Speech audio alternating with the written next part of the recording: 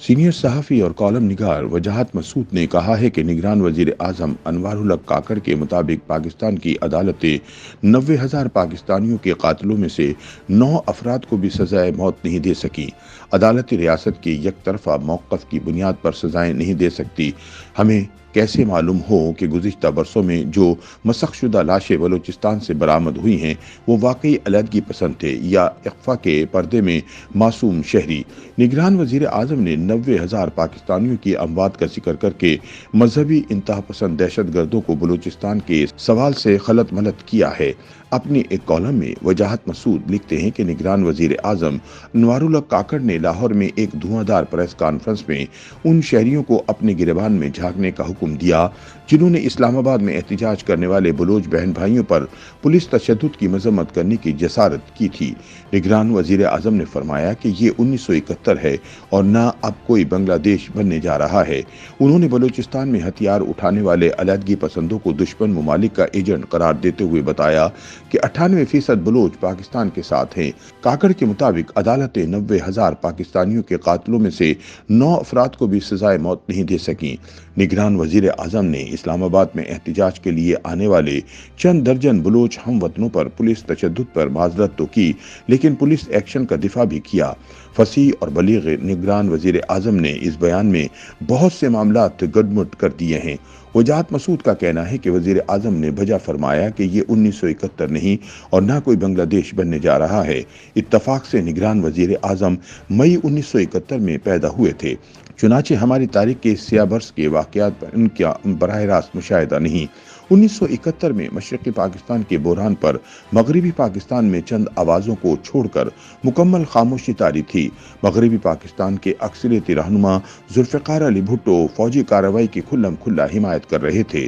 ذرائع ابلاغ پر مشرقی پاکستان کے واقعات کی یک طرفہ تصویر پیش کی جا رہی تھی، چنانچہ 16 دسمبر کی شام مغربی پاکستان کے عوام پر 27 لفظوں پر مشتمل ایک سرکاری بیان کے ذریعے مشرقی پاکستان کے مقامی کمانڈرز کے درمیان جنگ بندی کی اطلاع ایک ناقابل یقین قیامت بن کر ٹوٹی تھی۔ انوار الحق کاکڑ کو خوش ہونا چاہیے کہ آج پاکستان کی تمام وفاقی اکائیوں کے دل بلوچستان کے عوام کے لیے دھڑکتے ہیں۔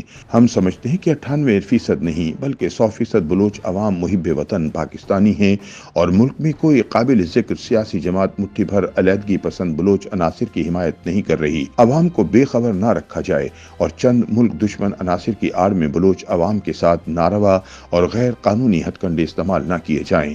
اصولی طور پر نگران وزیر اعظم کو اسلام آباد پہنچنے والی بلوچ ماؤں اور بہنوں کے سر پر ہاتھ رکھ کر انہیں ریاستی تحفظ کا یقین دلانا چاہیے تھا۔ نگران وزیر اعظم جس عدالت نظام پر تنقید کر رہے ہیں وہ نظام عدل آئین کی شق 10 کے تابع ہے۔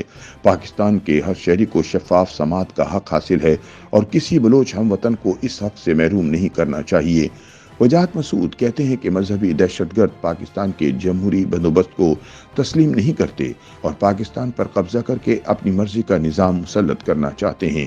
چند علیحدگی پسند عناصر سے قطع نظر بلوچ عوام کا مطالبہ سیاسی حقوق اور معاشی انصاف سے تعلق رکھتا ہے۔ پاکستان کے محب وطن عناصر بلوچ عوام کے جائز آئینی مطالبات کی حمایت کرتے ہیں کیونکہ وفاق کو مضبوط بنانے کا یہی درست طریقہ ہے۔ نگران حکومت کا آئینی منصب ریاستی پالیسیاں طے کرنا نہیں بلکہ انتخابات کے عمل کی غیر جانبدار نگرانی کرنا ہے۔ ٹھیک ایک ماہ بعد عام انتخابات منعقد ہو رہے ہیں۔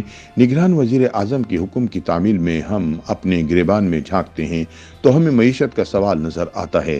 بھارت، چین، امریکہ اور انڈونیشیا کے بعد پاکستان آبادی کے لحاظ سے دنیا کا 5واں بڑا ملک ہے۔ امریکہ کی معیشت کا حجم $27 کھرب اور چین کی معیشت $18 کھرب ہے۔ بھارت $4 کھرب اور انڈونیشیا $1.5 کھرب کی معیشت رکھتے ہیں۔ پاکستان کی معیشت کا کل حجم $340 ارب ہے۔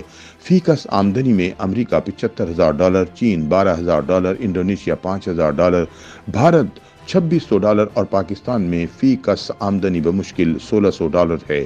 زر مبادلہ کے ذخائر، براہ راست غیر ملکی سرمایہ کاری اور شرح خواندگی دیکھیے، سب اعداد و شمار اجتماعی شرمندگی کا مضمون ہیں۔ مشکل یہ ہے کہ آنے والے انتخابات کے بعد بھی سیاسی استحکام اور معاشی ترقی کا کوئی راستہ نہیں سوچ رہا۔ نگران وزیر اعظم ان مسائل پر رہنمائی فرماتے تو زیادہ مناسب تھا۔ YouTube पर गूगली न्यूज देखने के लिए youtube.com की सर्च बार में गूगली न्यूज टीवी टाइप करें। गूगली न्यूज के पेज पर सुर्ख रंग के सब्सक्रिप्शन वाले बटन पर क्लिक करना ना भूलिए। YouTube पेज पर अपलोड होने वाली वीडियो से बाखबर रहने के लिए बेल आइकन पर क्लिक कीजिए। आपको हर नई वीडियो के बारे में नोटिफिकेशन मौसूल हो जाएगा।